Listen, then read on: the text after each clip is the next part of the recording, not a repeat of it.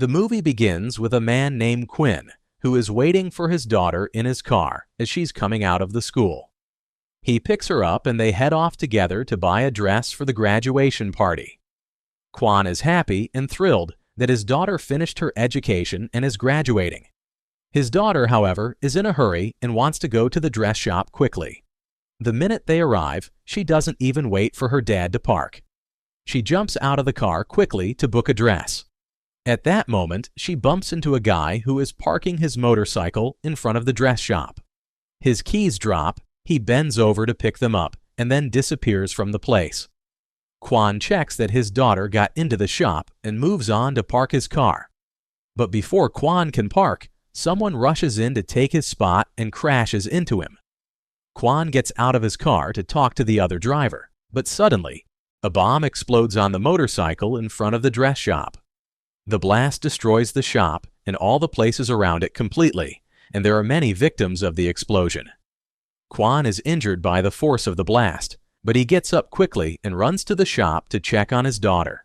We switch to a journalist named Ian, who gets a call from an unknown person saying the IRA, Irish Republican Army, set off a bomb at the International British Bank. That's because of British financial institutions supporting Britain's occupation of Northern Ireland. To prove he's telling the truth, the caller gives him their code word, the one the group's members use, and says these explosions will keep happening until Northern Ireland is liberated. He finishes the call. Ian runs quickly to inform the editor-in-chief, who tells him that means the peace process between Britain and Ireland is back to zero again. The chief asks all the journalists to investigate who did the attack and find out who they are. Then Ian goes to the explosion site to cover the story, but is visibly moved when he sees Quan, who is sitting amid the wreckage, holding his daughter's body and refusing to let her go. It's clear that Quan is devastated and shocked because he can't grasp the idea that his only daughter has died.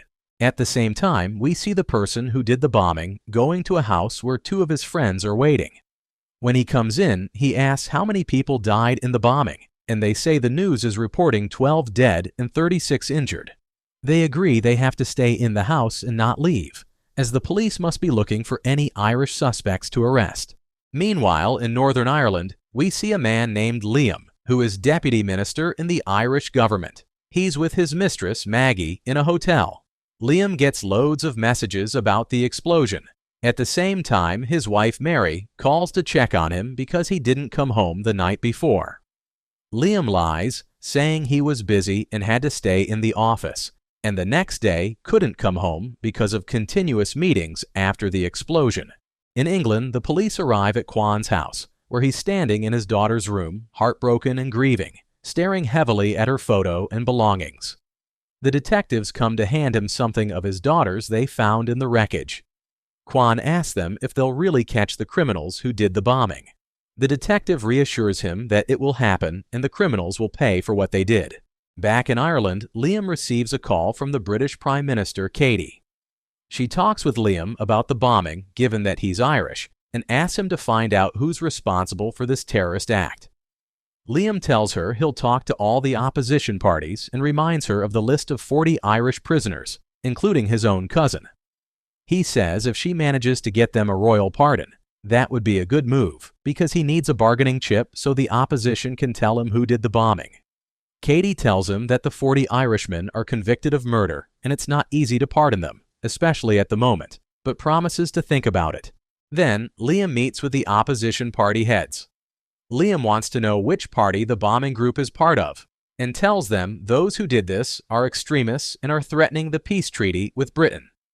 Liam knows the bombers are in touch with someone among them and that none will answer his question directly, so he tells them that the British authorities have identified the explosive substance and found out the material is among those stored in their arms depots. He asks for a full inventory of all weapon depots belonging to every party because they'll surely find the explosive used in the bombing missing from someone's depot. We switch to the anti-terrorism unit in London. Investigator Richard and his colleague are trying to identify the bomber, but they find out the motorcycle was stolen and there's nothing in the CCTV footage to show his face. Richard gets a call. Quan wants to see him, and apparently, Quan has been coming there every day for the past 5 days, just waiting for him. Richard goes out to meet Quan, who asks if they've caught the criminals or the group behind them. Richard tells him they haven't reached anything yet, and it will take some time. Quan gives Richard 20,000 pounds, telling him this is all he has and wants to put up a reward for anyone who can name one of the criminals. Richard explains that's not how they work, and Quan needs to be patient as these things take time.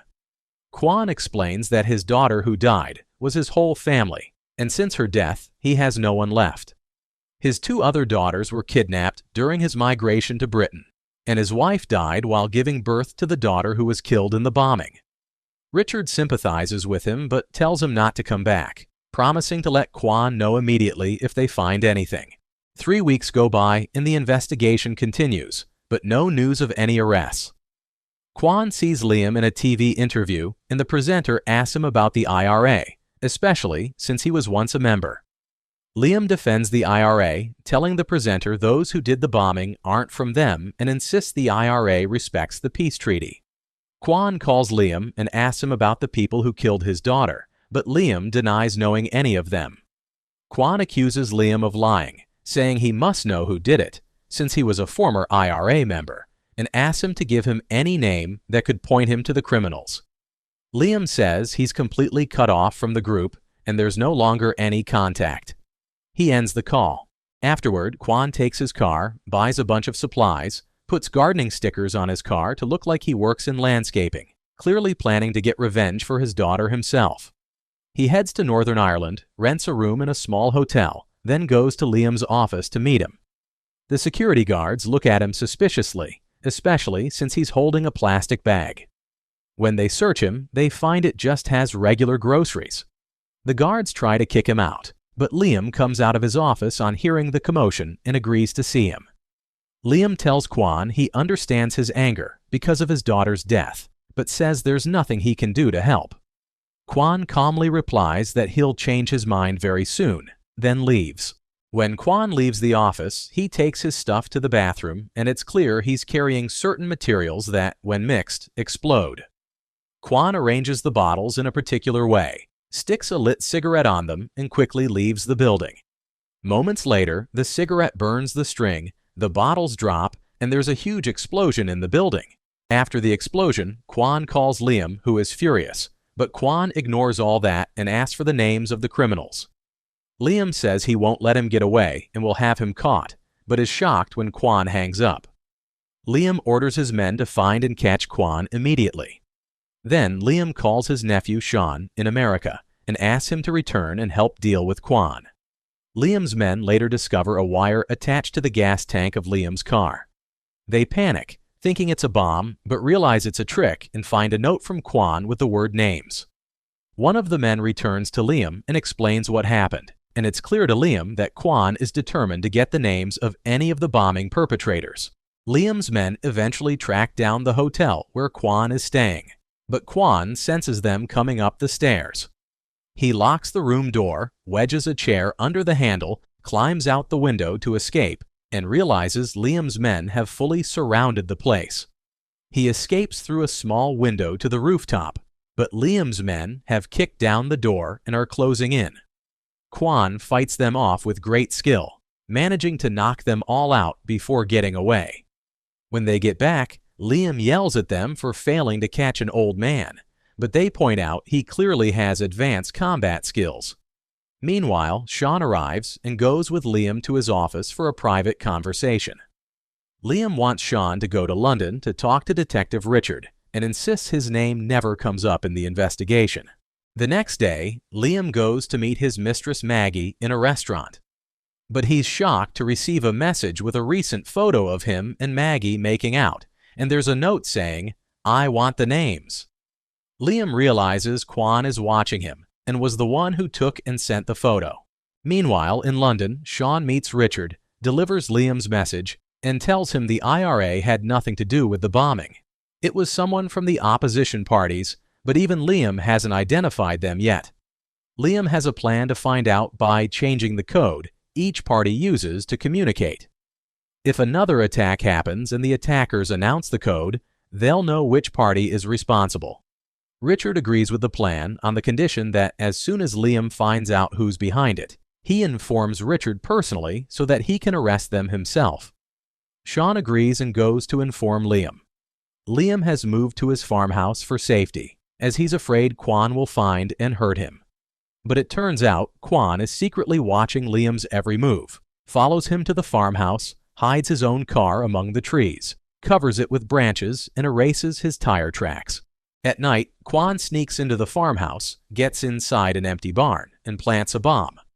One guard senses someone is there and searches, so Quan knocks him out. A second guard comes, is shocked to see his colleague unconscious, and Quan attacks and knocks him out too. Quan ties them both up and locks them in a far corner of the barn. A short while later, the bomb goes off in the barn. Liam rushes out of his house in a panic. His men gather to control the fire, and Liam quickly tells his assistant Kim to call in extra guards, realizing he had underestimated the old man's ability. The next day, Liam and his men hear another explosion. They run to find a car flipped over from a bomb buried underneath. Kim confirms the bomb was detonated by remote, meaning Quan is hiding in the woods nearby. They quickly drive off to hunt for him, but Quan has set booby traps everywhere and starts knocking them out one by one. Kim spots Quan and shoots, wounding his shoulder, but Quan keeps running and hides behind a distant tree. Kim returns to tell Liam they need someone skilled at tracking. Liam says Sean, his nephew, is the one for that job. What Liam doesn't know is that Sean is also having an affair with Liam's wife, Mary. Sean gets a call from Liam asking for help catching Quan. After understanding the situation, Sean tells him this guy is definitely highly trained and says he'll be there the next day. Meanwhile, we see Quan in the woods treating his wounded shoulder. Quan burns his wound shut with fire, the pain making him pass out, and he remembers how he lost his daughter after pirates attacked their illegal migration boat. Liam, meanwhile, tries to learn about Quan and is shocked to discover from secret military files that Quan is an ex-Special Forces soldier and was known as one of the fiercest fighters. After that, one of the party leaders, Mark, visits Liam at home. Liam knows the inventory of arms depots proved the explosives at the bombing came from Mark's storage. The twist is, Liam knew the parties would carry out the attacks and even agreed to it. But he shouts at Mark because their deal was to target financial institutions with no casualties. Mark insists he doesn't know who actually did the attack nor how the explosives were stolen from his storage, and asks Liam to cover up the matter or face terrible consequences. Mark says he'll hide out at his own farm until he figures out what to do. That night, Liam goes to his office and is stunned to find Quan suddenly behind him, saying he's wearing a suicide vest and demanding the names of the people who carried out the bombing. Liam confesses he set up a plan and changed the code system among the opposition parties, so next time there's a bombing, he'll know which party was responsible. Quan tells Liam he has one day, then he'll come back for him. The next day, Richard is still investigating with his colleague. They manage to get a photo that shows the bomber's hand, complete with a distinctive mark, and Richard's colleague says it won't be long before they uncover the bomber's identity. Meanwhile, Maggie, Liam's mistress, gets off a bus in London and is picked up by an Irish man who is one of the bombers. We now learn that Maggie is working with them, and she was the one who planted the bomb inside the bus, which explodes moments after it leaves. At the same time, Richard calls Liam to say that whoever bombed the bus didn't announce a code like last time. Richard is now suspicious that Liam is deceiving him. Liam explains that someone must have tipped off the rebels about the code and says only he and his nephew Sean knew about it. Richard presses Liam to reveal the names of the rebels immediately, or he won't like what happens next. When the call ends, Liam gets a call from Katie, telling him the cabinet has met and decided to send troops into Northern Ireland's streets within 48 hours, unless he hands over those responsible for the bombings. Liam says he can't guarantee finding them that quickly, and sending troops will only trigger protests in Northern Ireland, which is exactly what the rebels want. Katie says it's now out of her hands and hangs up. Then one of Liam's men tells him he saw Sean go into Liam's house and meet with Mary alone, and afterward, Mary left and went to meet Mark, the opposition leader. Liam realizes Mary isn't just cheating with Sean, but is also involved with Mark and must have a part in the bombings. We move to Richard, who has now identified the bank bomber. His name is Patrick. Richard sees a video of Patrick meeting Mark, the opposition party leader, in a bar. Richard calls Liam and tells him about it, and that Patrick is being watched now and will be arrested for being friends with Mark, who's responsible for the bombings. Richard says he can see Mark's car approaching Liam's farm and asks Liam to get Mark to confess the names and whereabouts of the bombers. If he does, Richard promises to treat Liam as an ally and to keep his name out of things. After the call, Liam greets Mark and as soon as he sees him, attacks him, threatens to kill him, and forces him to confess the names and location of the bombers. Liam is shocked to find Maggie's name among them and realizes Mark placed her close to him to spy on him and report everything.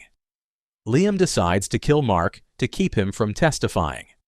Afterward, he gives Richard the names and London address of the bombers. He also calls Sean, who at that moment is hunting Quan in the woods, to say he'll send him the names of those who killed Quan's daughter, so if Quan wins, Sean can hand over the list and save his own life. Sean can't beat Quan, who gains the upper hand and could kill Sean, but instead just ties him up, sits in front of him, and asks for the names of the bombers. Quan is surprised to learn Sean has the names, and even the address where they're hiding. Quan unties him and lets him go. As soon as Sean returns to Liam, Liam tells him he'd been watching Mary and knew everything, and asks if Mary found out the code story from him. Sean admits he told her everything because she told him she hated Liam for failing to avenge her brother's death by English police.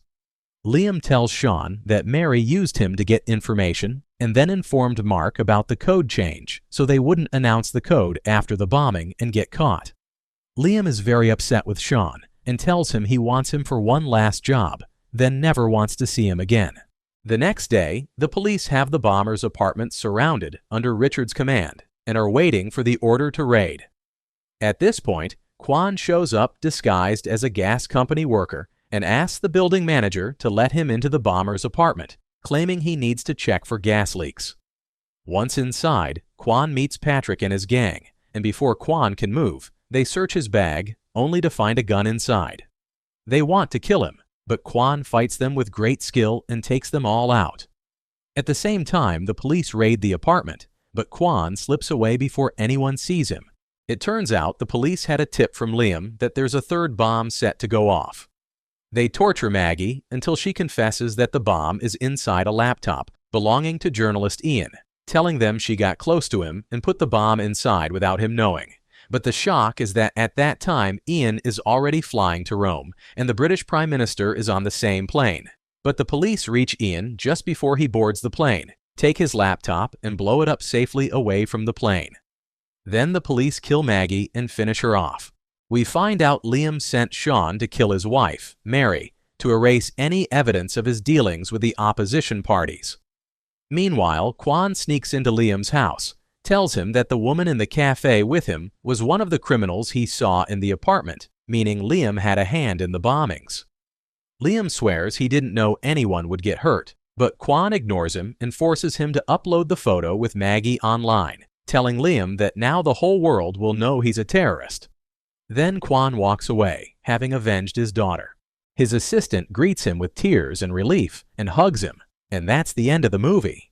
If you liked the video, don't forget to hit like and subscribe to the Cinema in a Nutshell channel. See you in the next summary. Bye.